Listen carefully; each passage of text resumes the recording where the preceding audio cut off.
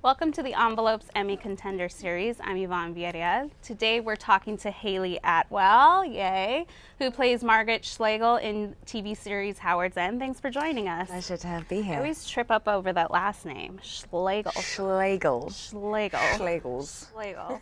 Like Kegels, but Schlegels. I'm sure they would appreciate that. Yeah. Thanks so much for joining us. Thank you for having me. So Howard's End sort of marks your return to British TV, right? Yeah. I mean, you had been in Conviction and Agent Carter for ABC.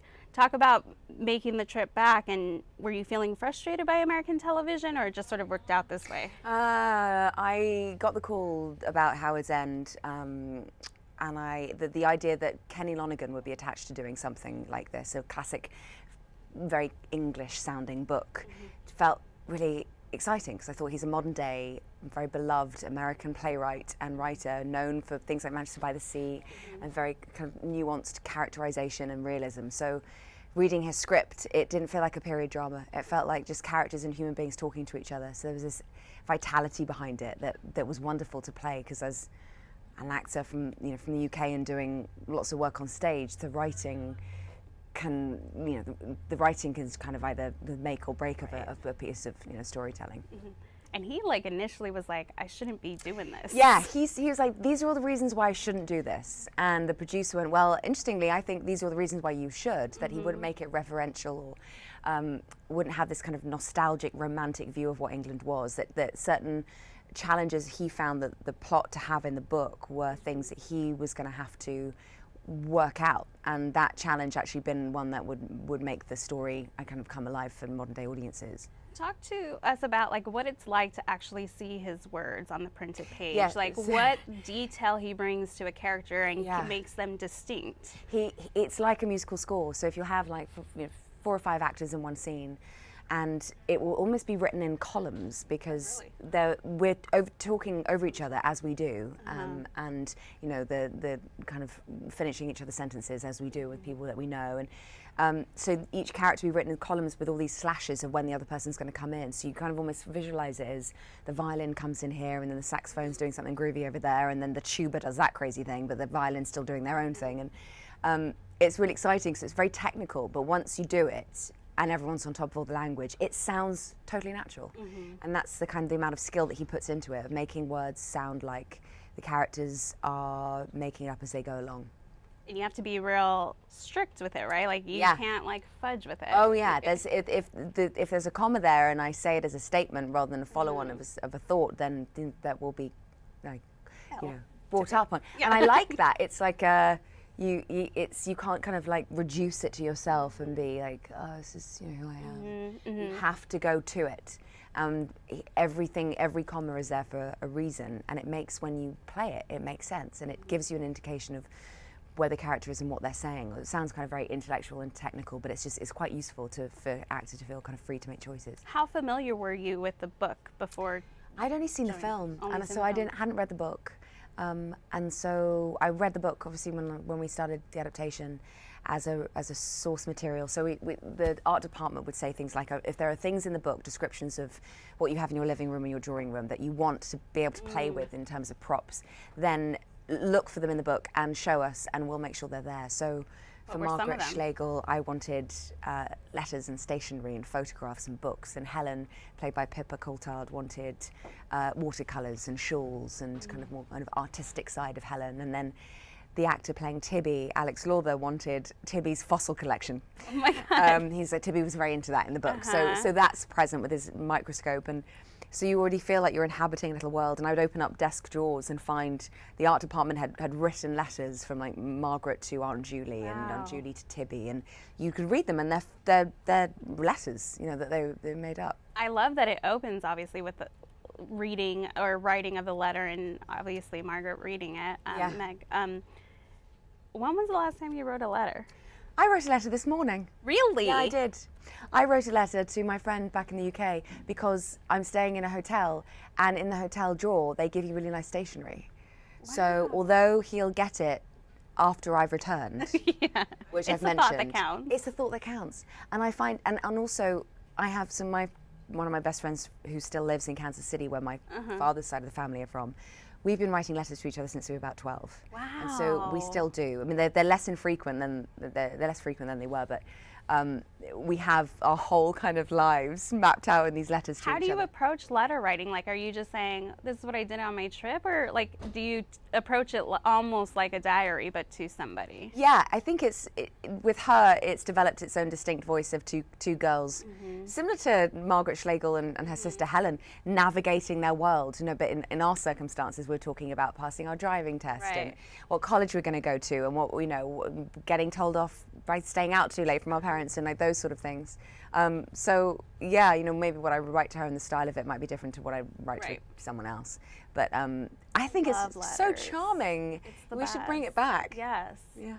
I think we should. We should. I'll write to you. Okay, thank you. I'll send you a So the story touches on class and morality set against 1910, but obviously, how has it been looking at that through the lens of the current cultural climate? Well, not much has changed, which is in some ways comforting and in some ways terrifying. So you have two girls who, it's very much about the socioeconomic situation that you are born into dictates the likelihood about certain opportunities that you will have, and therefore the chances that you will have to do certain things. That is what life is today. There's you know, and the class system of Edwardian England might be different in terms of social etiquette. We've certainly in the UK advanced from that. There are greater opportunities now for women than when there were back then, but the system and the structure still exists of going, you know, there will be things that are open to certain people because of the area of the city that they're born in, what their last name is, their level of education that they are able to get based on their privilege, or, you know, all those sort of things, which is quite hard to navigate. And what the story is three different families from different aspects, different socioeconomic backgrounds, and how they affect each other in ways that they didn't realize, and how you know, the Wilcoxes, who are the money makers, who take advantage of the cheap labor of the people like Leonard Basts, how they have indirectly affected the destiny of people like the Basts, and essentially keeping them on the poverty line. And you know, that's quite, you know, I think it's kind of about responsibility that we have really to each other. When you play a role like this, like, I mean, when I watch it, I know that I ask myself questions. I imagine you playing it, you ask yourself questions, but what did you, like, could you imagine, because I often think about this, like, I don't know how I would have reacted if I was living in that time. Like, to be independent in your personality, but to be born in an era where sort of choices are made for you. How do you think about, like, what would I have done? Not really, because I'm trying, in the experience of playing Margaret, you're getting into her mindset as opposed to trying to comment on what her mindset is. So I would think about, she navigates her way quite elegantly within the limitations that she's been born into, and she's wanting to be aware enough to know that it's quite condescending and patronizing and privileged to be sat around talking about social reform at a very nice dinner with other posh ladies. And she knows that, and how great that she knows that. She doesn't want to sit there going like, I believe in world peace. She wants to go out and make some sort of input in the world and actually have something to take action, I suppose. And so I was thinking it more from her. I think she's an amazing heroine and an iconic role for an actress to play because of how nuanced it is, that she's contradictory, hypocritical, she makes mistakes, she's gossipy, she's judgmental, but then she also has a great capacity for compassion and for having her mind open and her views to be challenged and either sharpened or completely changed. And she does it, but also holding on to her value system and her integrity. So that, generally speaking, is something that I found inspiring, and certainly going, well, I can relate to that, and we all do today. You know, we are products of our time, but once in a while you'll come across a woman who's just thinking outside the box and makes us aware of what we don't know. And I have that thing of, like, one of my biggest fears is I don't know what I don't know, and that's what's terrifying.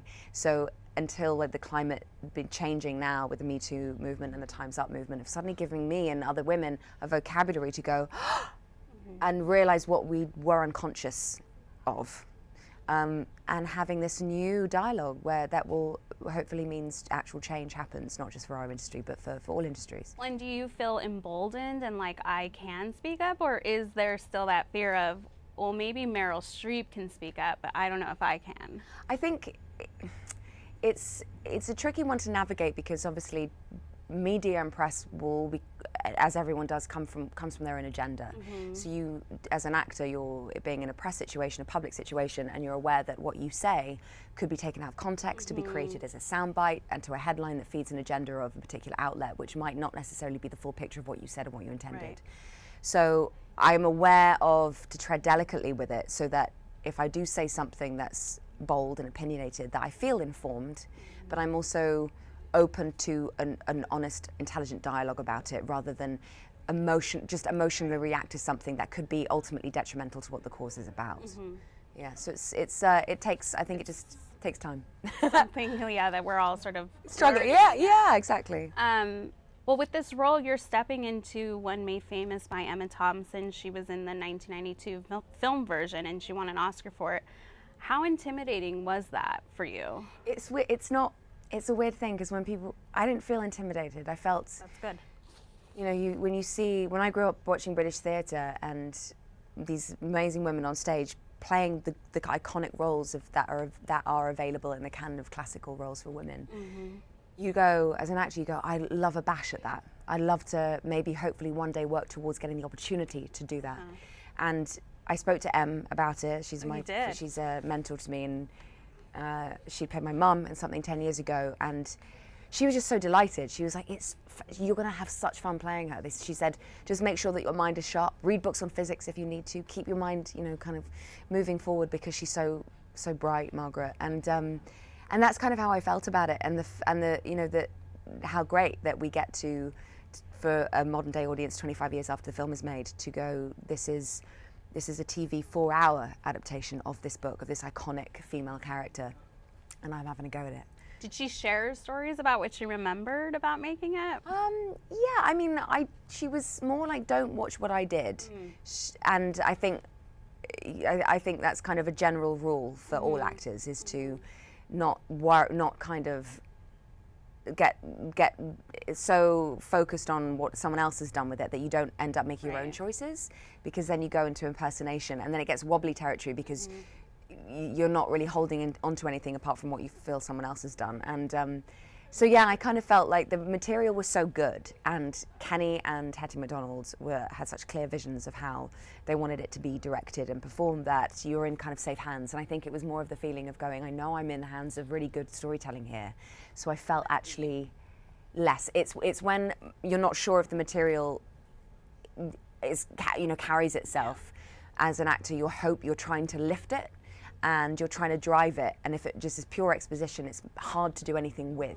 So knowing that this script was written by Kenny, who writes 4 actors and 4 performers, you go, I think weirdly you feel like you know what to do with it. So you didn't watch the film then? No. Okay. No. So talk about making this character your own. Were there things that you did that weren't on the page that sort of helped you figure her out? Yeah, I think, you kind of having a natural instinctive response to material that's in front of you, and making sure I knew what, some kind of certain things that were happening at that time that were relevant to the kind of things that she talks about in some of the scenes in terms of social reform or disparity between the rich and the poor, what capitalism is and how it's moving and shifting the society that she's into, the fact that her younger brother can go to Oxford and she can't, and she encourages him to do that because she sees it as a universal impulse to want to be educated. So I made sure that in terms of the research of the time, I knew what she was talking about. But then I also just saw her as someone who she's always looking outside of herself. So she wants to engage and connect with people beyond the stereotype or the initial impression that they give off. She'll notice things like the frayed cuff of Leonard Bast's jacket, or the fact that his hat seems to be outdated, or there's a hole in his umbrella. So she'll be interested in that rather than judging it. She'll go, did you notice she says something like, handsome man, but the back of his head was sad. And she's really, and if you want, it's a shame he's so thin. And and at one point there was a line that got cut out because I think, and a later interpretation of it for American audiences, that it almost seems like Margaret was too gossipy, in that there was an emotional scene with Jackie Bast, and she leaves the house, and Margaret says like, "Oh God, that poor girl," and then she says aloud, she goes, Did she have a lovely figure? And then walks off, and it almost came across like Margaret had suddenly become too superficial. So it was just finding different aspects of Margaret that were charming and endearing and very human, the way that you and I would have a chat about the latest trends. But at the same time, she had this kind of natural inquisitiveness for the world that meant that she was very engaged with the people around her. Yeah. For you as an actor, does it spark a different kind of creativity to play someone, or to play in a show that's set in the past versus present or even future? It might come with certain physical limitations. If you're doing a superhero movie that requires physical training, so you're strong and you have like a muscular presence, and that you can actually do action sequences. That's very different to having scenes that are very much about the language and the kind of the rhythm of what's written on the page, and then a play will do the same thing, and a play will often plot the comic timing of it, of when the delivery has to hit and when notes have to be hit in a certain way, and it's very musical sounding. So yeah, I think in terms of periods though, they tend to be just a backdrop to the story. The ones that I love to do are the ones that feel like they're just human characters that I can relate to, and that I know that people are going to want to enjoy watching. Right, timeless. Yeah. Okay, let's take questions. Ah, yes. We have a lot. Okay. A fan on Twitter asks, are there any features that you feel are similar between yourself and the character you play on Howard's End? I think we probably share the wanting to kind of take care of everyone thing. Of Margaret wants to make sure Helen's okay, and that she is allowed to voice her opinion, which is wildly different to her own, and it's so opposed to, say, Henry Wilcox, and at the same time she wants to make sure that he's seen and heard, and yet they don't get on at all, so navigating that. So I think I'm kind of like, I struggle with, if I have a birthday party, I'm really good on one-on-one, like I feel comfortable if I'm chatting to some person, but if I had a room full of 20 or 30 friends that didn't know each other that well, but I knew them personally, I'd sit there going, is everyone okay? Yeah, I'm like that. I'm like, they're talking, but they're quite different. So I kind of sit there going like, I don't know who I am. Yeah, I think that's kind of similarity. I understand that. Yeah. Andy on Twitter asks, you have worked alongside some great performers, particularly in How About You. What did you learn from performing opposite Vanessa Redgrave and Imelda Staunton? Imelda still remains very impactful in my life as a human being and as a performer, because she's so loved and brilliant what she does. And I think what I learned from her was just the no-nonsense attitude to just being professional. And there was no excuse for bad behavior. You turn up on time, you know your lines, and you wait to take direction. And within that professional world, you then make your creative choices. And she's got a wicked sense of humor. So yeah, she's someone that's still impactful in my life. Speaking of someone with a wicked sense of humor, you were working with Tracy Ullman. I know. What was that experience like? She's so good. She would come on set on day one, and I could see the way she was watching people, and she was taking in. Like, she did a great impersonation of one of the guys who rigs up the lighting. And she impersonated him so well, and then she also did our director incredibly well. And you're sitting there when you're having a conversation with her, and you're like, she knows my tics. She knows what how I come across. She's very talented, and wicked sense of humor. Was she always cracking jokes, or like when the cameras were rolling, she knew to be like super serious? But Aunt Julie's kind of. Aunt Julie's funny because she thinks that the girls need her. Yeah. When in fact, she's actually a pain. So we really don't need her, but we don't want to offend her because she's also very sensitive. So it's, and that we all have in those itself, yes. well-meaning. Yes. But maybe we don't need them around as much as they think. But of course, they want to be part of the family, and so that therein lied her kind of the comedy of her performance. But we did have kind of ongoing chats about the fact that Tibby might be a hypochondriac because maybe Aunt Julie is still breastfeeding him. Who knows? Oh no! It would take on a dark turn every so often, and that's what kind of keeps it fresh. You've got to have a giggle at work. Yes. You really have to. Yes. It helps diffuse tension. Well, and we would be remiss without mentioning Agent Carter. there were so many things written up after you talking about the possibility of a movie. Did you know this? No. Yes.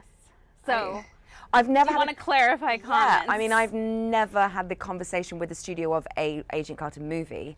It's just your hope. I'd be willing to negotiate that if it felt that the story was well written and it felt like it was going to be delightful for the audiences to see that development. I mean, it's an odd thing to kind of revisit something that was a while ago, you know. And it's amazing that she's had an impact. That's great. I think I'd want to feel that, and Marvel, I'm sure, would say the same thing, of wanting to feel like it would have to be a really good movie. How do you look back on that experience? Because the fans are very diehard. Yeah. It's a joyful one. I mean, I think I felt, you never imagined when I came on, I first got the call that I was going to audition for it, that this many years later there'd still be an impact in some way, or still being talked about in some way.